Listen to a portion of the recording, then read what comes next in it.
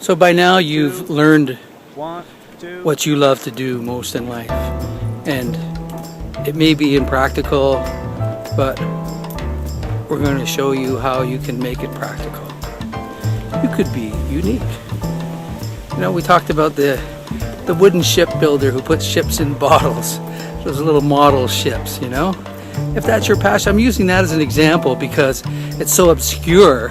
And if you could be successful and do something with a hobby, an interest, and a passion and a love like that, think of what you can do. If you're a musician, if you're a writer, if you're a filmmaker, if you're a painter or photographer, and so just think about that for a minute. So here we are. So you decide that that is your passion. You want to be a model ship builder who puts them in bottles.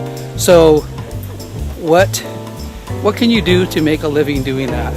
Well, I think at first, to be realistic, you may not be out there selling all kinds of them, but you know what?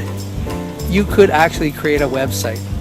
You could start doing a how-to program.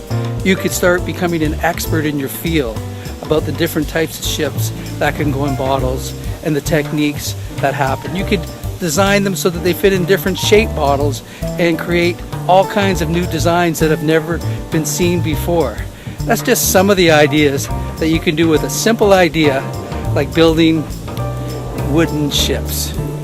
You know, it's really the time that you spend conceptualizing these things as opposed to the actual work. But if you love doing this work, think about the possibilities of what you could do. Because of the internet, you're going to reach an incredible amount of people, so that maybe, you know, it's not something that's going to attract everybody, but you'll get all kinds of people who have different interests because you're reaching all over the world into all other areas. And you could actually begin at developing this idea, if you love it, and actually start making money at it. And it could be as simple as setting up a PayPal and a shopping cart on your website, which costs you next to nothing these days.